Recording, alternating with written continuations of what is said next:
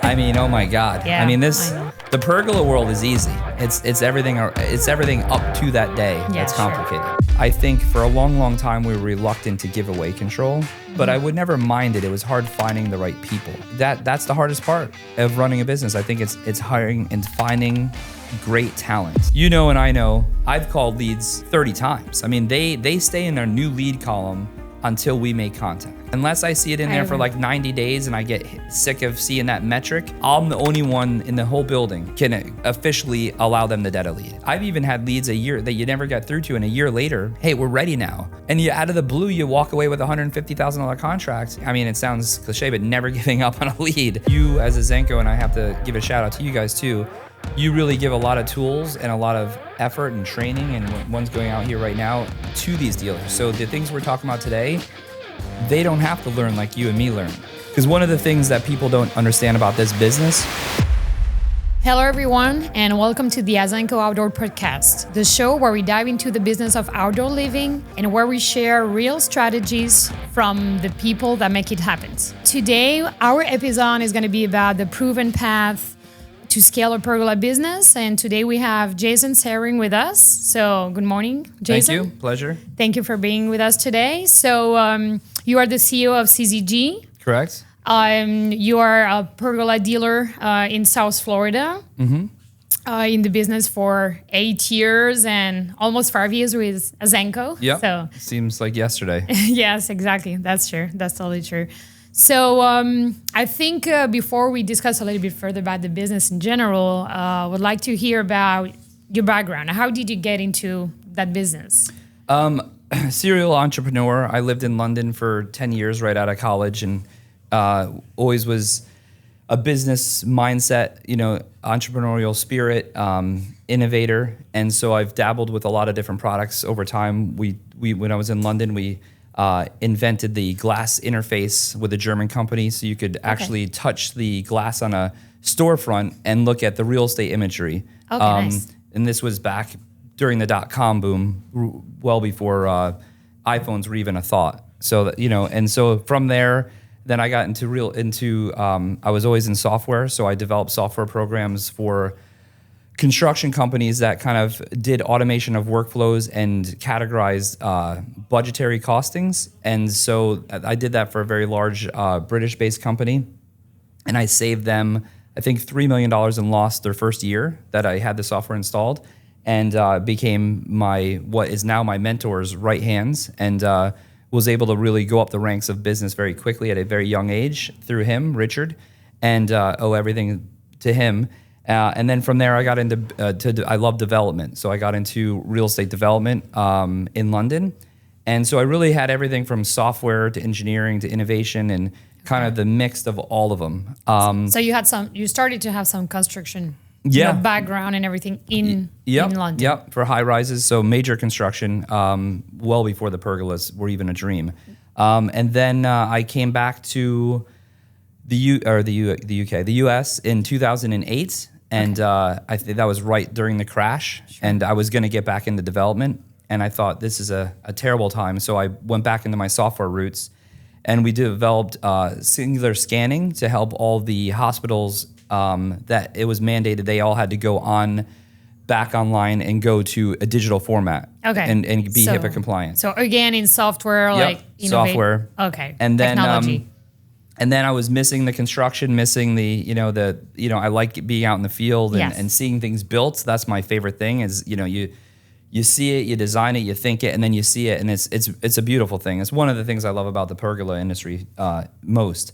And then my father, who's a restaurateur, he was one of the top country club CEOs and restaurants, hotels, country clubs, golf courses. And he was the first person at the Chicago restaurant show rather, to actually purchase one of the first commercial pergolas in Florida. Nice. And he said, hey, you should really look at this product. You're going to love this. You're a software guy. You're innovative. I know with your mindset, you'll take this to another level. So we dabbled with the idea, and we did that. And that was with obviously one of our competitors you both know. And we quickly became the number one dealer for them.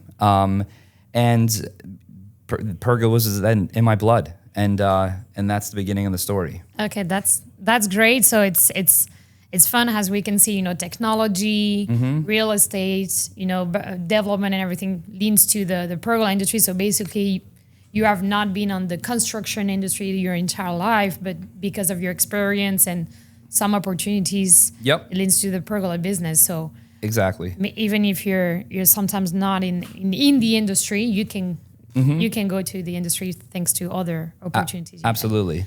And when did it hit you that you couldn't keep doing everything yourself?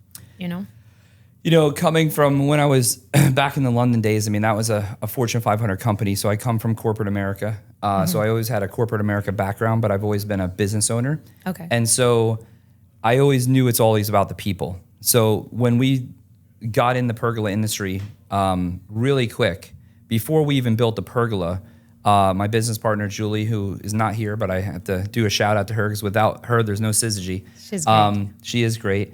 And we were developing processes before we had a pergola. I mean, we knew we were going to do this. We knew it was going to take off.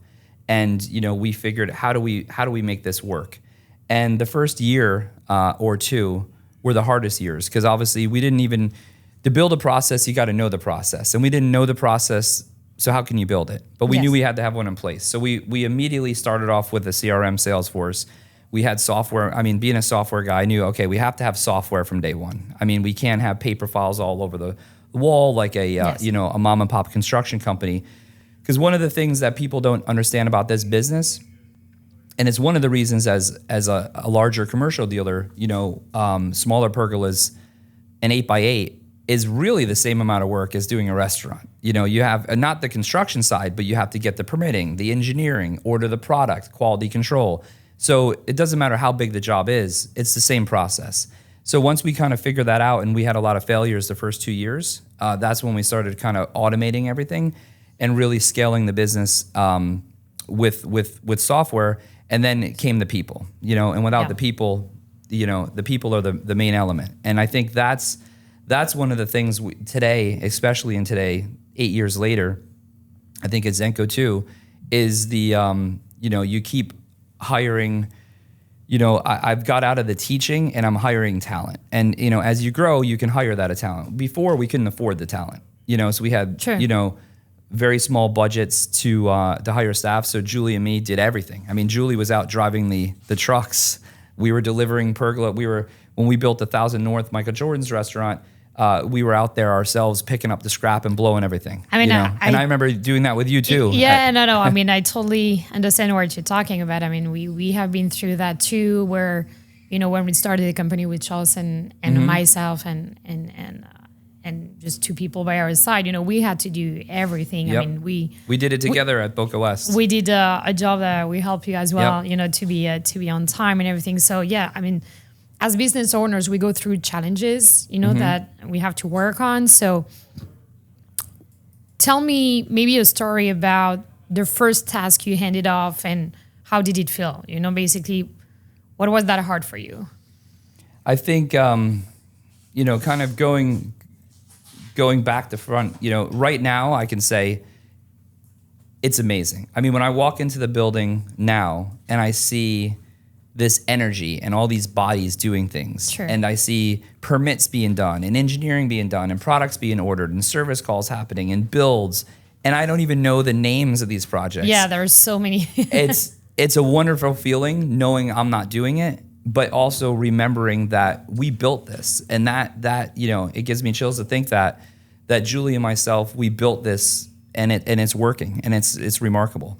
And so, but the very first thing I remember is permitting. I mean, me and Julie, we didn't even know a permit for a pergola. Palm Beach County in particular, and all the counties down here, didn't even have a classification for a pergola. Yeah, they're all different. Right. And you're right, it's not a new product right now, but I mean, 5 years ago, the word pergola was not even part of any category you can select. And 8 years ago, they're like, well, you're going to have to just say you're a shed. And I'm like, a shed? And so, and as you know, there's setback rules. A so gazebo how you're, or, so it was crazy. And then we had to figure out, And then we started building the commercial ones, and then they're saying you're going to have to do sprinklers. We're sprinklers. What do you mean a sprinkler on a pergola? Like, it's outside. And so having to learn that, and then eventually I started getting with the fire marshals, and we started doing lunch and learns with the fire. I didn't even know in my life I'd ever be doing a lunch and learn about a pergola with a fire marshal. Yes. Craziest thing. And educating them on it's all aluminum, it's non-combustible. I've never used the word non-combustible before. That became in my vocabulary. But to answer your original question, I think going back, it's handing off permitting. Yes. Oh my God, that was such a blessing. And to have, and I have to, COVID for us was a blessing. For multiple reasons. And when I say us, I mean Syzygy and Azenco and Pergola companies, outdoor living companies. But in particular, we had very early on, when you had the permitting going on, we had classifications that they were doing that you would have to have electrical, you'd have to have this, you'd have to have the electrical permits. And, as we progressed, and with COVID and with the permitting in particular, everything was paper. So we had to, manually submit. A lot of these older permitting offices, you actually had to put it in a drop box outside the door. Yes. And then you'd have to mail in a check. I mean, yeah, you were not able to interact with the people, explain what you want to do. Insane. And so it was creating some communication issues. So back then we had what you called a permit expediter. So they would come to your office, they would pick up the permits, you pay them a fee. And so with COVID, everything went digital, and that's a beautiful thing. I mean, when everything went digital, oh my God. So yeah, but no, handing that off was a blessing. Yeah, permitting. I think if any person wants to start that business, it's important to look at what area you want to service and go to the municipality and say, okay, what are the rules for a pergola in my municipality? To really understand the process to avoid, delays at the beginning, because we know that. And we're jealous. I mean, when we have these dealer summits and we see all these other dealers in their states like Texas where they don't even need a permit. I mean, oh my God. Yeah, I mean, I know. The pergola world is easy. It's everything up to that day that's complicated. So I'm super jealous of all of our friends in Texas that don't need to pull a permit. You talked a little bit before about, the people you're hiring. And so discussing about that, how do you decide which roles need to be filled first? What has been, you said at the beginning, you talked about process, but when you start a business, because I know you have, full team right now, but when you start a business, what are the first roles that you think are critical for that kind of business? I mean, being an entrepreneur, I've always got right in it and went full ham. But being, I would say, a 30-year veteran business owner now, I would do what I've never done and hire a great CFO, great accountant from day one, even when you can't afford them. Because those processes, that's something we never think of, and we learn the hard way, right? And having that kind of infrastructure of financials in place. Okay. Because there is a lot of moving parts. And you don't need necessarily, we tried to do outsourcing, we had all that third party, but even if you have a good bookkeeper who's outsourced, I think having your financials in great order from day one, because there's a lot of moving parts. You have job costing, permitting, you have this, and really, we didn't understand those numbers early on. And had we had a great financial infrastructure from day one, and this for any business, that's what I would highly recommend. Even if if you can't afford it right away, just a good bookkeeper from day one. Okay, I think that would be. Yeah, because and I think most people don't do that. Yeah, for sure, because it's sometimes CFO, at the beginning can be a little bit expensive. But I agree with you. I mean, if you have a healthy, accounting team or something base, to start with, of course it's much easier. Because we made the big mistake, and this is a mistake. This is something I would tell any pergola dealer or anyone building anything is don't ever make the mistake, at least from my opinion, and the mistakes we've made from square foot pricing. Square foot pricing, in my opinion, is the most dangerous thing, especially if you don't have an accountant. Because we did that our first year, and we thought, wow, because we were the only pergola company really around, our numbers our first year were through the roof. And we thought, wow, we're making money. And only at the end of the year, we weren't making money, and we had good top line revenue, but a good mentor of mine said a long time ago, volumes for vanity and profits for sanity. And so, trying to really know those numbers and stream it in is critical. No, I agree, because there are certain things that, I mean, the pergola, the product itself, okay, if it's a 10 by 10, wherever you're going to be. All day long.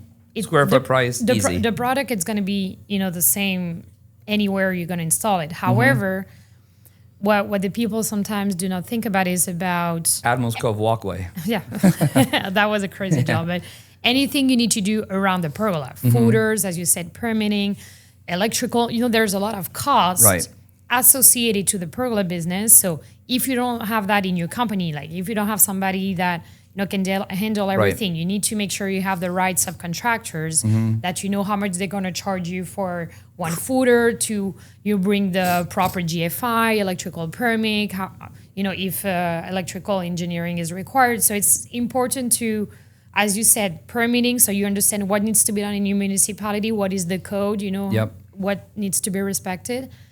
And then starts to build relationship with subcontractors to have the right financing. 100%. And then once you grow, I mean, you have, we have jobs and you have cranes. Cranes are expensive. Then you have the labor to get the crane, get the material off the crane. We've had to hire police to shut down a road whilst the crane is going. The pergola was actually the cheapest cost, of the whole sometimes. thing. Well, we have a dealer in New York. Actually, he did a very nice rooftop in Manhattan on Fifth Avenue in a hotel, and they had to shut down the street, Fifth Avenue. Right. So imagine. So he told me that just the cost to shut down the streets and get all the permitting and the police and everything tens of thousands, $180,000. Yeah, I could imagine it. Insane. So. In Palm Beach County, when we did one of the jobs on the Intercoastal, we had to shut down the drawbridge, and you have to, believe it or not, that's Homeland Security. You got to get involved to do that. So and then bring in barges. So the best advice is have a good accountant and know there's a lot more to pergolas than pergolas if you're trying to go outside the box and do more than squares. Sure. And when you do those hiring process, what qualities you're looking for from the people you're hiring? Now in 2025, that's definitely shifted because again, you don't know what you don't know. But I think we've had a lot of people that come from major construction, building high rises, building schools, building stadiums, and they're PMs there, whatever. And they come in and they think pergolas, this is easy. I can do this. Yes. And so they come in. And you have to remember, and I know this now, these guys, they're on a big job site and it might be $1 billion to build that, but they're on one job site with one set of plans. The plans might be this big, one set of plans. They're sitting in a little trailer with their coffee, and they go home at 5. In the pergola world, especially a company like Syzygy, we have 80 projects on our books at any one time. So to me, what we're looking for is chop. Like it's go time all the time. You have to have a good memory. You have to be able to, even though we're using software, you have to be able to focus on multiple properties and multiple occurrences at all one time and always be thinking in your head. So in my opinion, at our level of scale, we like to have a very fast culture, and it's as we say, it's not for the faint-hearted. I mean, because it's a lot. You're dealing with customers, and so I think it's really energy. We're looking for energy and intelligence, and because we've had a lot of intelligent people that just didn't have the energy, or we had a lot of high energy but didn't have the intelligence. They run around like chickens. So I think it's a good match of energy, balance and balance. Yeah, okay. But that's what we're looking for. To me, it doesn't even matter if they have any experience. Depending on the role, they don't even have to have construction experience. Now, obviously, a director of construction, your PM, those have to be all construction experience. No, but on the accounting, for instance, it doesn't really matter. No. Yes. Counting apples versus counting bolts is the same thing. Yeah, sure. And do you have any example of a hire that you've done that made a big difference in your company? Over the years, of course, I think, early on it would be the people that are the first employee that could do anything was great. But I think in today's times, I'll give a shout out to Lisa Hill. Lisa came in and we didn't even, this isn't something you need to start a pergola company, but this is something we needed at our level.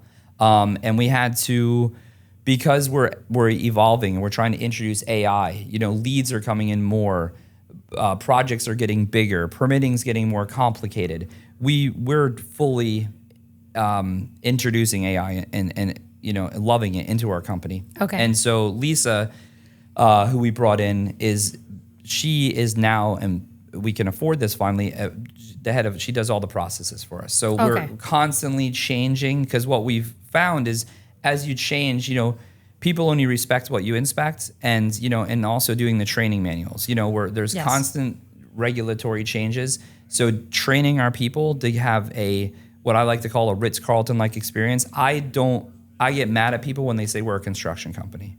We're a hospitality company, and that's how I like to have the attitude.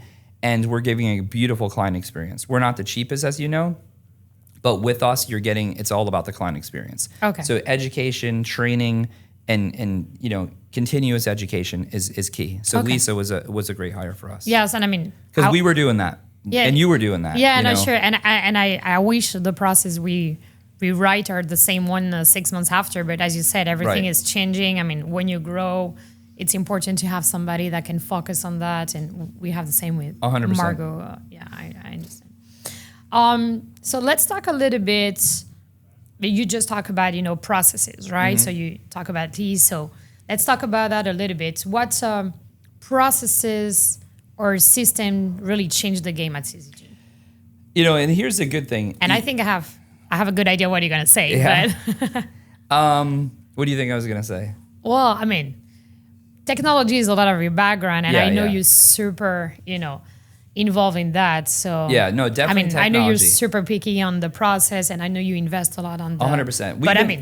I'll let you answer first. Yeah, I was so the good news is 100% software. And we've invested, oh my God. I mean, I have to think by this time, 8 years later, we've well over $750,000, tell me if not $1 million. And if I even counted Julie's and my time if we build back our hours, even more. But, and even the licensing, I mean, you're paying 30, 40, 50,000 a year just for Salesforce. But I think here's the good news for anyone who's starting out and doesn't have the process. When we started here, I found companies like I don't want to badmouth them. They're great companies, but Procore and a lot of the big construction softwares were overkill for our industry. And they're not Pergola Pacific. They're meant to build a building. So when we did Salesforce, noise outside. When we built Salesforce, we customized our own project management software within it. And so that was able to, we had it so that nothing in our system wasn't about pergolas. Everything was completely custom to us. But before we did that, and this is good for anyone starting out, when we figured out the Kanban in Salesforce, which I call the Kanban still. Yes. When we built that, before we had that in software, we went to Amazon. We had these pouches on the wall, and they held files. Yes. We saw pictures of this. It's beautiful. And it was about a wall the size of this wall behind you. And we had our whole workflow. So admin, client initial visit, design, engineering, product ordering. And we had those, and we had little stickies above them. And we had so we had software on a wall with folders in Amazon until we could afford the software and we could make it workflow properly, which takes time. But so for anyone starting out, you can have the software in an archaic form, and it's just great form. And then we've eventually digitalized that, and that changed everything. But software is key. Yeah. No, I agree. I think, as you said, there's a lot of software that exists, nowadays. You invested a lot of money, of course. On the same page, we invest a lot in software as well.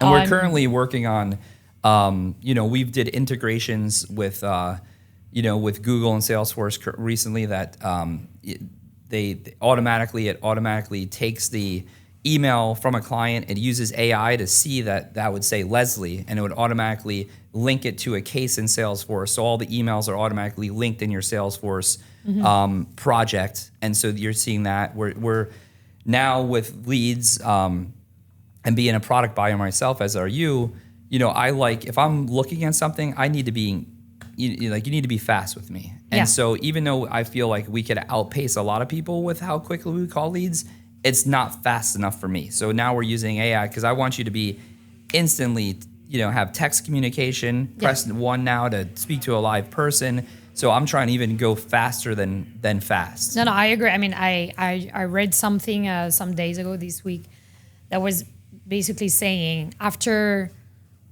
an hour when you fill out a form, if you wait more than an hour to call that lead, you lose about 50%. 100% of possible, traction and contact with it. So I mean, reactivity is key in no matter what you do. I mean, everybody is waiting right now to have everything instantly, right? You have Amazon Prime, you're delivered it's the same day when you order something. I mean, so basically you need to be reactive on what you do, on the communication, on the answers, and those kind of software. I mean, you pushed it further, but I know there's a lot of software to start that exists to help, out of the box, organize and manage the business at the beginning, handle the leads. It's key. If you want to be really successful, if you don't have CRM and project management software, you're going to be good, but you're going to stay good, but you're never going to be excellent. Yeah. That's for sure. And it's even, if we ever have a bad client experience, which, happens,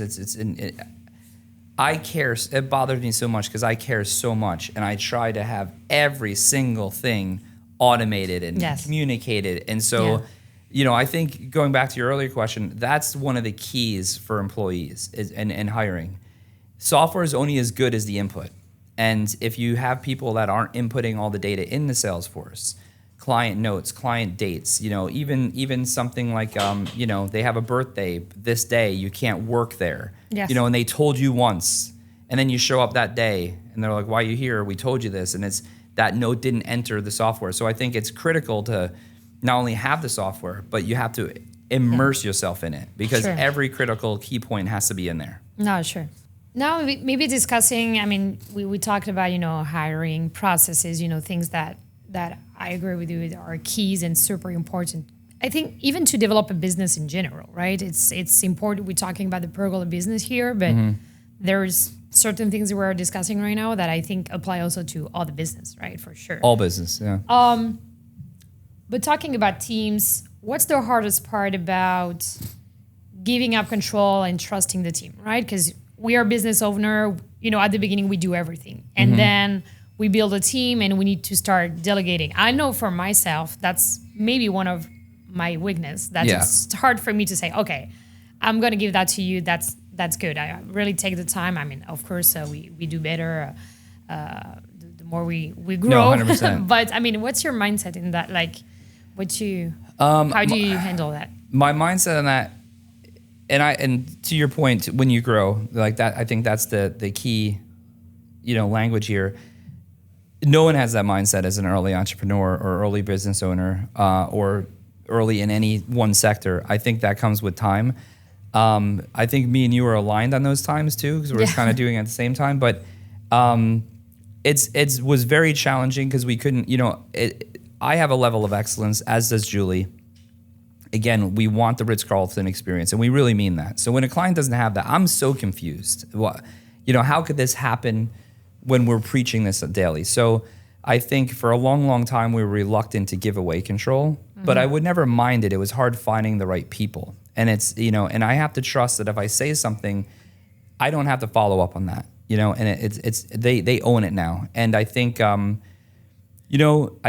that's the hardest part of running a business. I think it's hiring and finding great talent. And I've changed my mindset as I used to be willing and wanting to mentor people and teach people, but I can't teach people at a client's expense, meaning, and having a bad experience. Oh, they're new. Yeah, it's tough. And we'll pick, of course you're going to do that. And you're going to pick a few people and you're going to mentor some people. Not going to happen. Yeah. But we've recently in the last few years hired great talent.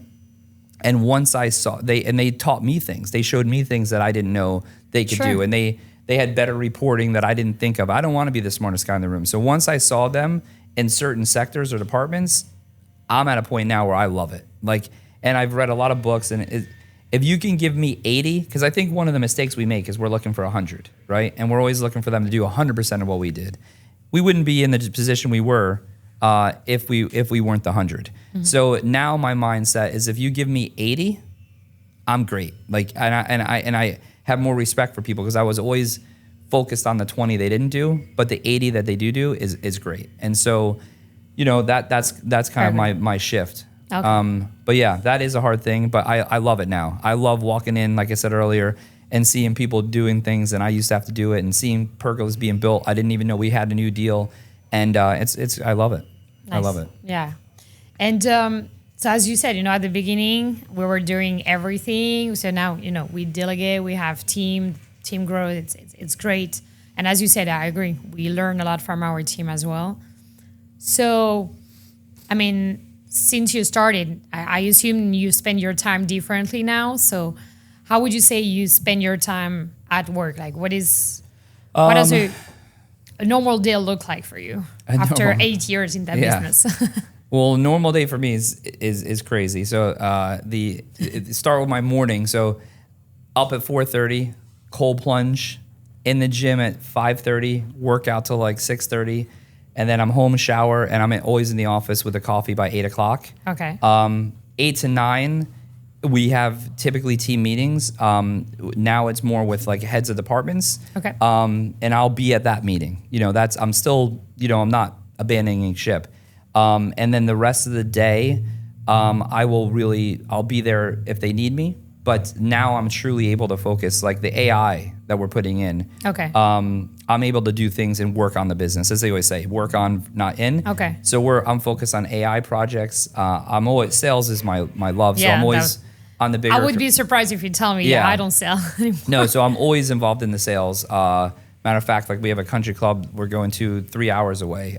So I'll always get in the car for a big opportunity. I have great people that can handle the smaller pergolas, of course. But always, and I'm working on how we're using AI now to have better lead-in integrations, how we can have faster service response time. So I'm actually trying to focus on the things I've always wanted to do, always knew we needed to do, but you never can do it. And so now that's what I do the rest of the day. And then, of course, we're in construction. I mean, there's always a fire drill in construction. So I'm the bulldozer, as they say. When there's a problem, no one else can happen. They bring it to me, and I typically can get it done pretty quickly. Okay. But yeah, and I put out fires. So okay. Yeah, but I love it. I mean, I just love walking around and seeing people do things. And I always, I am the type of owner that does not. I like to be involved, very hands-on, but I like them to do it. They have ownership, but I'll keep my ears open. So if I hear something, I mean, you need to know what's happening. Yeah. So if you're walking down the hall and you hear things, you're like, hey, here's how you could have done that better. Here's how you could correct that. I'm constantly, but I've kind of shifted gears where we're very nice. We give great things to our team. We give free health insurance. We have yoga day. We have car wash day. I mean, we do really good perks. But I've kind of shifted. It's my way or the highway. Like if you don't, you have to call the client back right away. Yeah. Like if you don't follow these guidelines, then it's just not for you. Yeah, I understand. Okay. So, I mean, as you know, when we build a business, for sure we do some mistakes, all of us,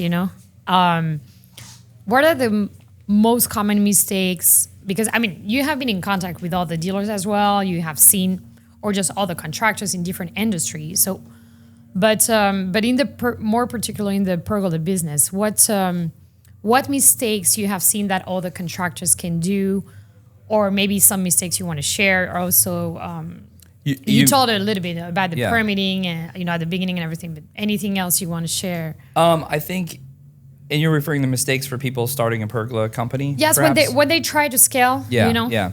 I think not to go deep into it again, but I think the number one, because I do talk to a lot of the dealers, they call me up for advice or questions. Yes. I think a lot of the things is knowing your cost. I think a lot of people love the fact that they see the pergola cost, the actual metal from Azenco cost, and they think that's their cost. And I think experienced people know that's not the cost. I think knowing that you have your footers, your foundations, your attachment details, your bolts, your epoxy, your threaded rod, your cranes, your deliveries, your labor costs. That you might need to go back. You might need to go back. Take measurements. We're at a point in our career in our company where, we bill in our costing a year's worth of service. So we already have that budgeted, a year's worth of going back and forth. And the good news is we're we're actually service free these days. So at the end of the year, that all shifts to profit and you have a nice little bonus. But so, understanding your costs, I think, is the number one. I think, and going in different directions, measurements, not taking perfect measurements. We were with competitors in the past and where you built these things out in the field, and that's and we used to fight about it. We need to figure out a way to do this the way we used to do it. And I hated that because I thought it was better to build in the field because you didn't. But the downside of that is that's how you have all the leaks with our competitors, and you have all the caulking and all the things, and you have to go back every 3 to 5 years and redo it. Matter of fact, and I won't name it on this podcast, but we're knocking down one of the big ones we did with our competitor, a very substantial one, and we're building an Azenco, and that's going to be great. So because it's just such a better product.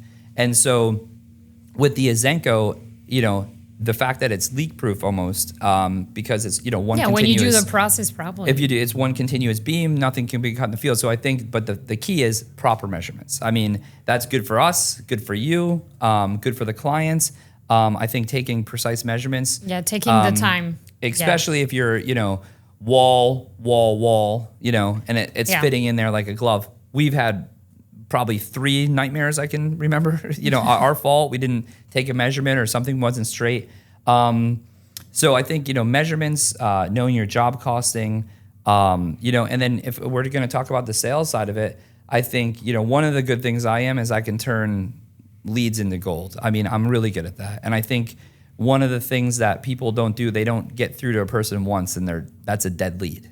Yeah. I mean, and I know I've called leads myself, even if not our lead people, but 30 times. I mean, they stay in their new lead column until we make contact. Yeah. And then unless I see it in there for like 90 days and I get sick of seeing that metric, I'm the only one in the whole building that still to this day can officially allow them to dead a lead, because I want to see all the times we've attempted to call it. And we've had some leads that we've called and they just sat there, and then I've even had leads a year that you never got through to, and a year later, hey, we're ready now. I'm like, who are you? and you out of the blue, you walk away with a $150,000 contract. But you know what? It's because we had our email campaigns and our texting campaigns targeting these people in a healthy manner. And they had the option to opt out, and they've never forgot Syzygy or Azenco, and we just constantly there. So never 100%. Giving. I mean, it sounds cliche, but never giving up on a lead. No, I mean, for me, I always say to the dealers, a lead is never dead until they tell you they're dead. I'm not gonna purchase from you. Yeah. Like I have $2,000 budget, or or really the project it's not doable at all, or 100%. They have a permitting building code issue, something that really make the project not feasible. But other than that, I mean, I always say to the dealers, sometimes you are on your couch on Sunday night and you talk with your spouse and you say, oh, I think we should redo the kitchen, right? And you start to say, okay, let's look at some ideas what we should do. And you start to look around, download brochures, look on social media and everything. But you're not ready to, you're not going to buy and sign with a contractor on Sunday night on your couch, right? So there's it's important to follow up, and we go back to CRM processes and I'm even crazier with it. I mean, a dead lead to me is even still not dead. When they tell you they're dead, we keep them in a what I call a D column, and that still gets, because hey, they might change. Maybe they hit the lottery. Maybe they move homes. Maybe they get divorced. They have a richer husband or richer wife. So they'll still get. Now that will take them from getting things weekly or every 3 days to getting it once a month, and then they can opt out. But you never leave our hemisphere, our stratosphere of engagement. And I think that's the, out of everything we're talking about today, and this is sales, where you're selling windows and doors, Ferraris, Lamborghinis, or rooms at the Ritz-Carlton. I think, not putting people too dead and not giving up on that and understanding that is critical. No, I agree. And I think there's also one tool that it's not used enough is probably financing, right? Yeah. So depending on where you're located and everything, but I strongly believe that, financing is a great tool in any kind of business, because, if you have somebody that you're sit down in front of somebody that really have a project, right? And that have a base, of revenue that is reasonable for that kind of project, why they shouldn't What No, is the reason? Why you're not purchasing the Pergola now? Absolutely. Well, my budget. Okay, but what about instead of 50,000, we're talking about $1,200 a month. yeah, or even 500. Yeah. No, I mean, there's great tool for that, and I think this is not used enough. Yeah. I from think the if you- contractors in general. No, and if you think about it, we're more expensive than cars, right? Typically, depending on what size Pergola is and what car it is, but we're up there. And if you think about it, there's not a car dealership you go into where someone has to write out a check for that car. The first thing they do is give you financing for the car. Yeah, sure. So why not use that same logic in the Pergola industry? No, I totally agree with that. I think it could help a lot, and in contractors in general. But and it's also important to do not sell a price, but really selling a value. And, Right. And unfortunately for America, I love this country. I'm a patriot, but unlike Europe, America loves credit and a monthly payment. So people in this country don't think of a Porsche as $120,000. They see it as a $1,200 payment, or they, I was reading an article the other day that said you can even use a firm, the 3 payments, to order a pizza and divide your pizza into 3 equal monthly installments. It's crazy. That's the American way. I don't agree with that, but that's the world. It's just I think it's a great tool. I mean, we have been in the business in Europe a lot as well, and as soon as we started financing, even if the culture is not, as huge as here, but it's still huge.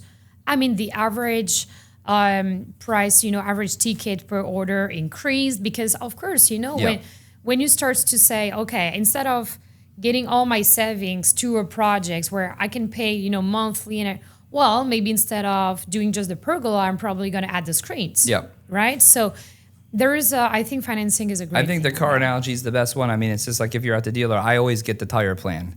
They're like, it's $3,000 or it's an extra $4 a month. I'm like, $4 a month, it's a coffee. Get it. And you just, so you're adding up, and then next thing you know, you have $100 worth of monthly add-ons, but that's really $20,000 to $30,000 in revenue for the car dealership. So I think, that's and key. you're adding value to your home. I mean, when you talk about residential, and I'm not even talking about commercial, because you're actually generating more revenue, which is commercial pergolas are free.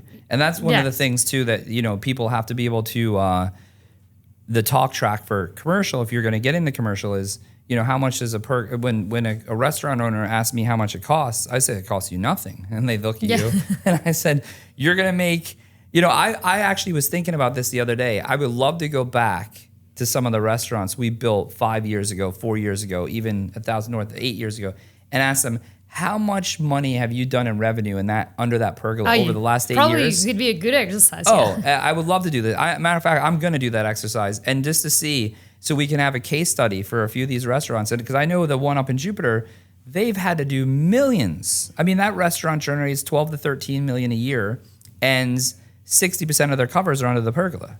Yeah, so. And they didn't pay nearly enough for that pergola. So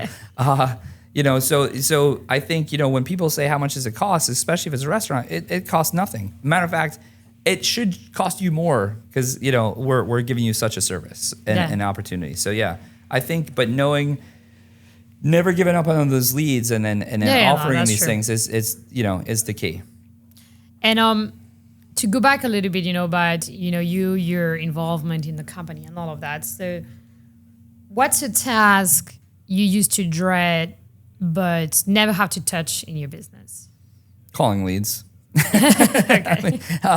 It just is so, what's the word? It just so repetitive.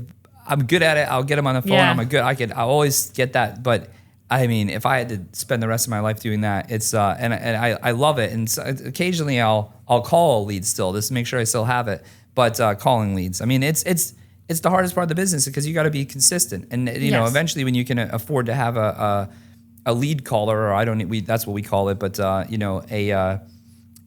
think that's a critical part of the business. Because you have to make 300 to 400 phone calls a day. Like if you really, like, in my opinion, like that's old school. Even when I was selling nothing when I was a kid, it's getting that engagement. But if you're not picking up that phone and just voicemail, and just keep at it, you're never going to have that turn of business. Because the number one thing I hear from the dealers, from either any of the companies, is, oh, well, how are your leads? How this, how that? And one thing I always hear is they call them 1 or 2 times. And, I agree. I hear that a lot. And I understand, not everybody has the infrastructure and everything, but I really think that. But listen, before I had the infrastructure, no, I know.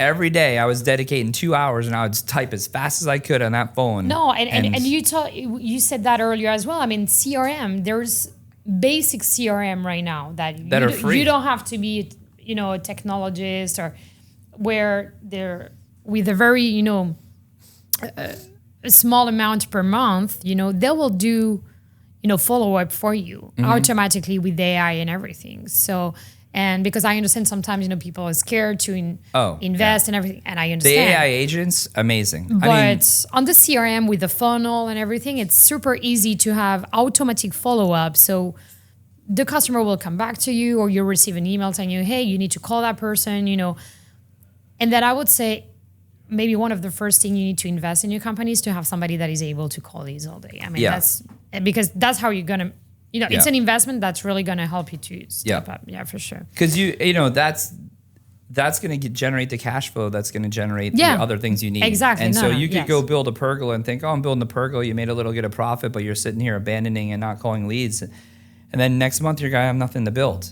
So, and they always answer. Listen, these people don't go on and fill in a form because they don't want you to call them. They took the time to do that. They're expecting you to call them. And I think it's critical, getting that call out right away. Yeah, sure. So to resume a little bit, how has scaling, your business allowed you to, to do bigger and more profitable projects, right? Because you said at the beginning we had to learn, there were certain things. So, in the short resume, what is the key points that help you doing that? To be able to do a larger project?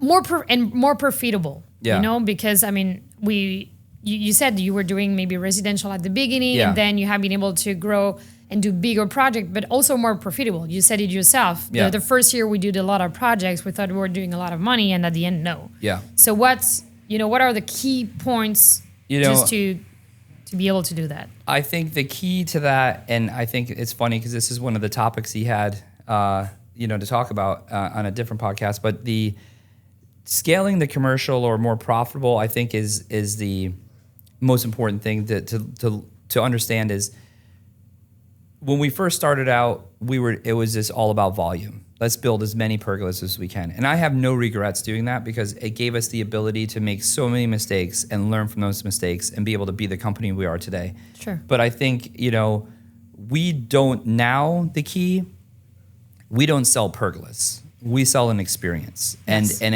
we sell a brands. We sell Syzygy. We sell Azenco.